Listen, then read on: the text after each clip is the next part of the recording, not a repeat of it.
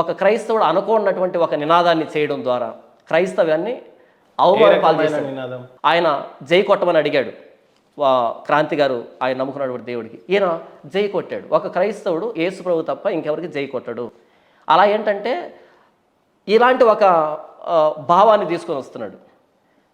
అది తప్పు, బైబిల్ దాన్ని సమర్థించదు. కనుక ఇలాంటి వ్యక్తుల మీద ప్రధానంగా విజయప్రసాద్ రెడ్డి గారిని మీరు చాలాసార్లు చాలా చోట్లలో చాలా సందర్భాలలో ఎక్కువగా అపోజ్ చేశారు. అవును. కారణం ఏంటి? అసలైన ది లూ కి లేదా ఏంటి? అదే ఆయన చేస్తున్న బోధ కానీ ఆయన ఏ రకమైన బోధనలు చేశారండి? అంటే ఒకటని కాదు కదా, నేను ఆ వీడియోలో తెలియదు అంతో ఎంతో విజయప్రసాద్ రెడ్డి గారు నాకు ఇష్టం అనిపిస్తాడు. ఎందుకంటే చాలా విషయాలలో మోటివేషన్ పాయింట్ ఆఫ్ వ్యూలో యంగ్స్టర్స్ కి అవన్నీ బైబిల్లో మోటివేషన్ లేదు. బైబిల్లో మోటివేషన్ లేదు. ఈ మోటివేషన్ అన్నది బైబిల్కి అగెయిన్స్ట్. నా మాట మిమ్మల్ని కనుక బలపరిచి మీరున్న బాధ నుంచి బయటకు తీసుకొని వస్తే ఇక మీకు దేవుడు అక్కర్లేదు. బైబిల్ అది చెప్పలే. మనం పడుతున్న ప్రతి బాధకి మన పాపం కారణం. ఆ పాపం పోయినప్పుడే నిజమైనటువంటి స్వేచ్ఛ, స్వాతంత్రం వస్తుంది. అది ప్రభువైన యేసుక్రీస్తు ద్వారానే జరుగుతున్నది బైబిల్ చెప్పింది. నేను మోటివేట్ చేయడం ఏంటి? నా మాట మిమ్మల్ని ఓదార్చినప్పుడు ఇక దేవుడు దేనికి? కాబట్టి ఈ మోటివేషన్ అన్నది క్రైస్తవ ప్రామాణికం కాదు. సువార్త బైబిల్ చెప్పింది. ఈయన మోటివేషన్ స్పీకర్ మీరు అన్నట్టుగా. కాబట్టి ఈయన పాస్ట్గా ఫిట్ గాడు. కాబట్టి నేను అపోజ్ చేస్తున్నాను. ఎప్పుడైనా ఫోన్ చేశారా మీకు విజయప్రసాద్ రెడ్డి? చేయలేదు, చేయబోను. మీకేమైనా ఫోన్ చేసి ఏమైనా థ్రెట్ చేశారా? పొరపాటును కూడా థ్రెట్ వచ్చేది. చాలా థ్రెట్ కాల్స్ వస్తాయి నాకు. ఫోన్ చేస్తారు, తిడతారు. ఆ రికార్డింగ్స్ కూడా ఉన్నాయి. చాలా రకాలుగా ఉంటాయి నాకు. కానీ నేనైతే ఫోన్ చేయలేదు. కొత్తగా తెలుసుకోవాల్సిన ఏం లేదు నాకు ఆ వ్యక్తి దగ్గర నుంచి. హిందువులకి భారతదేశంలో ముంపు ఏదైనా ఉంది అంటే అది క్రిస్టియానిటీయే. సారీ, తొందరలోనే క్రిస్టియానిటీ మొత్తం కూడా హిందువులను మార్చే క్రమంలో బిజీగా ఉన్నారు. అతి తొందరలో ఉన్నటువంటి తక్కువ క్రిస్టియన్స్, ఇప్పుడు మీకు నిజం చెప్పాలంటే చౌదరీస్లో క్రిస్టియన్స్ అయిపోయారు, ఎస్సీలో క్రిస్టియన్స్ అయిపోయారు, ఎస్టీలో క్రిస్టియన్ అయిపోయారు, బీసీలో. కానీ సర్టిఫికేట్స్ మీద ఇంకా అది హిందువుగానే ఉంటుంది. ఇప్పుడు సపోజ్ మీరు ఇందాక అన్నారు మీ పేరు మణికంఠనే ఉండొచ్చు, నాకు తెలిసి సర్టిఫికేట్ అనేది తెలియదు. అవును, మణికంఠ. అప్పుడు జనం అనేది ఏ రకంగా కౌంట్లోకి తీసుకుంటారు? పాపులేషన్లో మీరు హిందువుగానే తీసుకుంటారు. ఈ భారతదేశంలో చాలా మందికి తెలియని విషయం ఏంటంటే వీళ్ళు ఎప్పుడో క్రిస్టియన్లుగా మారిపోయారు. కానీ ఇంకా మా పాపులేషన్ ఇంత 100 కోట్లు ఉంది, వీళ్ళు ఇంకా 20 కోట్లు 30 కోట్లుగానే అంటున్నారు. కానీ వాస్తవంగా క్రిస్టియానిటీ నుండి హిందూ మతాలకి పెను ముంపుగా లేదా? అస్సలు లేదన్నా. నేను దానికి పదే పదే చెప్తున్నా, Christianity is not a religion. బంగ్లాదేశ్లో దానికి నాకు సంబంధం లేదన్నా. బైబిల్ నాకు సంబంధం లేదు. రీసెంట్ గా రాధా మనోహర్ దాస్ గారిని మాట్లాడుతూ ఒక లేడీ, ఆమె ఈస్ట్ గోదావరి ఆవిడ, నిన్ను ముక్కలు ముక్కలుగా నరికేస్తారా, నీకు దేవుడు అంటే ఏంటో తెలీదు, నువ్వు నరకంలో పడేసినప్పుడు నీ కాలు అలాంటి వారికి నేను వకాలతో పుచ్చుకోలేదు. నా వకాలతో పుచ్చుకోకపోయినా వీళ్ళల్లో అను ఇప్పుడు మీరే హిందువుగా ఉండి ఈరోజు క్రిస్టియానిటీగా మారిన తర్వాత హిందుత్వం అంటే మీకు ఏమైపోయింది అని అంటే వీళ్ళంతా పాపంలో బతుకుతున్నారు, విగ్రహారాధన చేస్తున్నారు, నా ప్రభుని నమ్మకపోతే పాపం వీళ్ళు నరకం పాలైపోతారు, వీళ్ళని నేను కాపాడాలి అని మెంటల్గా ఫిక్స్ అయ్యారా? నేను బోధిస్తున్న అదే కదా. అదే అవును. చెప్పండి హిందువుల పరిస్థితి. ఎగ్జాక్ట్గా నేను అనుకున్నది మీరే చెప్పేశారు. వీళ్ళు పాపంలో బ్రతుకుతున్నారు, ప్రభువైన యేసుక్రీస్తు అని తెలుసుకోకపోతే ఏమైపోతారో వీళ్ళకి శిక్ష విధించబడతారు కదా. వీరు పాపాల నుంచి బయటకు రావాలంటే ప్రభువైన యేసుక్రీస్తుని అంగీకరించాలి కదా. మెంటల్గా మిమ్మల్ని ఎవరు ఫిక్స్ చేశారు అన్న? మీరే అంత చదువుకున్న వ్యక్తిగా, చదువుకున్నాను కాబట్టి మెంటల్గా మీరే అంత ఫిక్స్ అయ్యారు.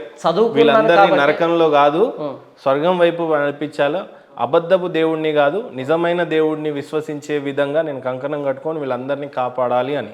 దేని ప్రాముఖ్యంగా చేసుకొని నేను దానికే చెప్పాను. నా అనుభవం ద్వారా నేను తెలుసుకున్నాను, ఈ బైబిల్ చదవడం ద్వారా తెలుసుకున్నాను. కనుక నేను ఒప్పించబడ్డాను. నేను గతంలో ఎంత పాపిని ఒప్పించబడ్డాను. ఎంత నరకం అనేది ఎక్కడుంది, స్వర్గం అనేది ఎక్కడుంది? ఇవి రెండు మరణాంతర లోకాలు, ఆఫ్టర్ డెత్. ఇవి రెండు ఉండేది.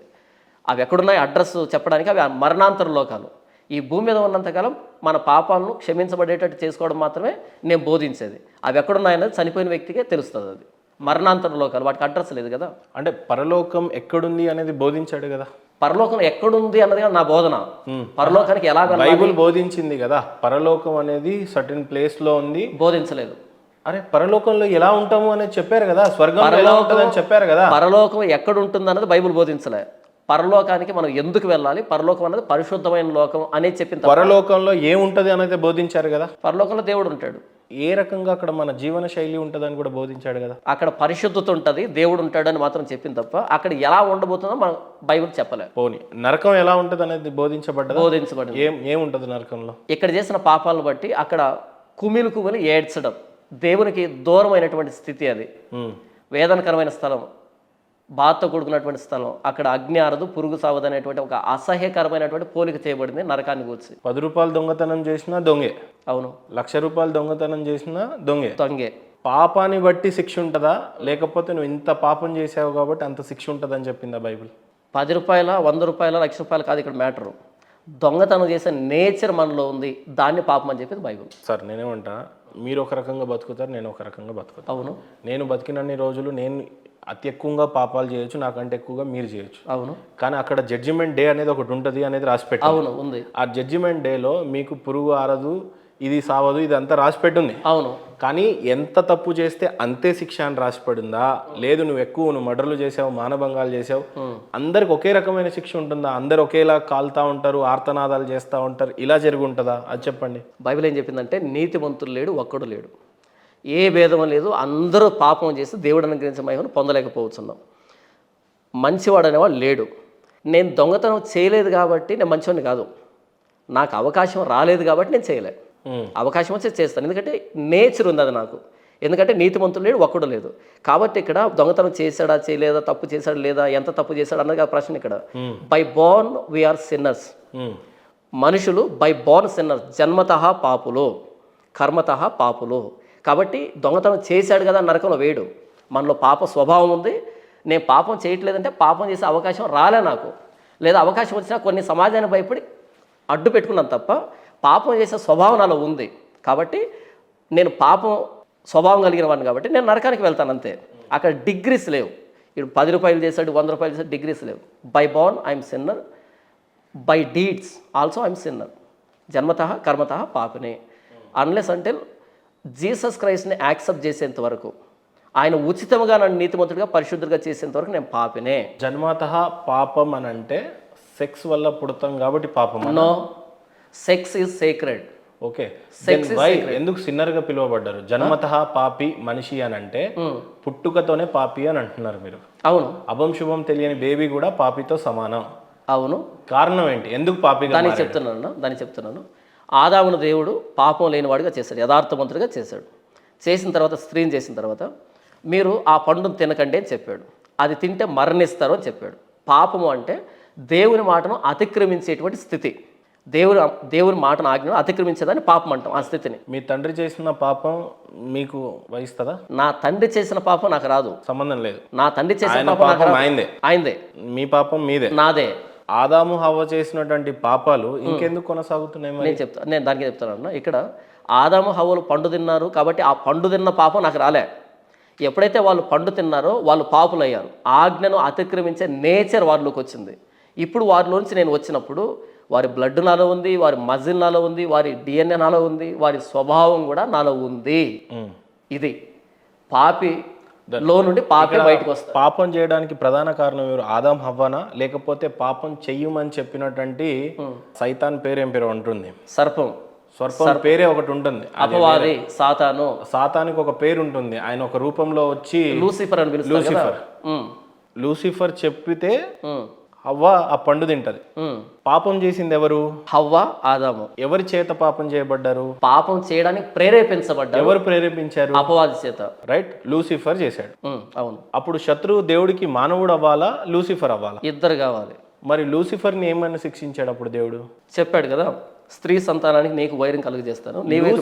లూసిఫర్ దాన్ని అంటున్నా, ఇక మీదట నీవు పొట్టతో ప్రాగుతావు, మట్టి తిని బ్రతుకుతావు అని చెప్పాడు. భూ జంతువులే కల్లా శపించబడిన దాని అవుతావు అని చెప్పాడు. అంటే పాముగా చూస్తారు. నాగుబాం కాదు నేను మాట్లాడుతున్నాను. నాగుబామును రసెల్స్ వైపు మాట్లాడలేదు. నాకు అక్కడ రాయబడింది ఏంటంటే ఘట సర్పము అని రాయబడింది. లూసిఫర్ అయితే ఆల్రెడీ ఒక సైతాన్. అవును. ఆయన పాముతో ఎందుకు ఉంటాడు? నేను అదే అంటున్నాను. అక్కడ సర్పెంట్ అన్న దగ్గర నాగుపాము గురించి కాదు రాసింది, సర్పెంట్ అన్నది. అంటే ఇప్పుడు లూసిఫర్ పైన ఆల్రెడీ పాకుతా ఉన్నాడు. ఆల్రెడీ పాకేవాడిని పొట్టతో పాకమని చెప్పించడం ఏంటి? ఆల్రెడీ పాకుతున్న వ్యక్తిని అంటే అంతకుముందు కాళ్ళు చేతులు ఉండాలి, అవి పోతేనే పొట్టతో పాకుతాడు. అదే శాపం అవుతుంది. లూసిఫర్ని ఎవరు సృష్టించారు? దేవుడే. ఎలా? Angelic being. ఇక్కడ క్లుప్తంగా చెప్పండి, లేకపోతే కన్ఫ్యూజన్ అయ్యే ఛాన్సెస్. కానీ నాకు అర్థమైంది ఇక్కడ ఈ అపవాది ఈ సర్పాన్ని వాడుకున్నాడు హవ్వతో మాట్లాడి ఆ పండును తినిపించేటట్టుగా దేవుని ఆజ్ఞ అతిక్రమించేటట్టు. అది వచ్చినప్పుడు ఇక్కడ సర్పం వేరే, లూసిఫర్ అనేవారు ఎవరి చేత సృష్టింపబడ్డాడు? అది దేవుని clear గా చేతనే చెప్పండి. సృష్టించబడ్డాడు. ఏంజలిక్ బీయింగ్, దూత, దేవుని సముఖంలో ఉండేటువంటి దూత. ఆ దూత దేవునికి వ్యతిరేకంగా మానవులు ప్రేరేపించేట్టుగా ఆ సర్పాన్ని వాడుకొని వీరి చేత పాపం చేయించాడు. లూసిఫర్ని సృష్టించినటువంటి దేవుడు అవును, ఆదాము హవ్వని సృష్టించాడు. అవును. దేవుడి ప్రమేయం లేకుండా ఏది జరగదు. దేవుడి ప్రమేయం లేకుండా లూసిఫర్ ఎందుకు కదిలాడు? అసలు దేవుని ప్రమేయం లేకుండా ఏది జరగదని చెప్పాను కదా. అవును, మరి లూసిఫర్ వచ్చాడు అని అంటే దేవుడికి తెలిసే వచ్చాడు కదా. తెలిసే వచ్చాడు, తెలిసే పాపం చేశాడు కదా. అంత ఇష్టపడి సృజించినటువంటి దేవుడు ఆదాంని హవ్వని వీళ్ళ చేత పాపం చేయమని, లూసిఫర్ చేత పాపం చేయమని దేవుడు ఎందుకు కోరుకుంటాడు? అంటే దేవుడే కోరుకున్నట్టు కదా ఇక్కడ. ఓకే, చెప్తానన్నా. మీకు పిల్లలు ఉన్నారా? ఉన్నారు. మీ పిల్లలకి ఎప్పుడైనా టాయ్స్ కొనిపించారా? కొనిపించాను. వాళ్ళు పగలు కొడతారని తెలిసి కొనిపించారా? పగలు కొట్టరు అని లేదు, పగిలిపోతాయి అని కొంటారు, తెలిసే కదా. అంటే మీరు డబ్బును దుబారా ఖర్చు పెడుతున్నారా? దుబారుగా కాదు. ఇక్కడ టాయ్స్ కి ప్రాణం లేదు. ఓకే, టాయ్స్ ఇక్కడ ప్రాణం ఉందా లేదా కదా నేను అంటున్నా.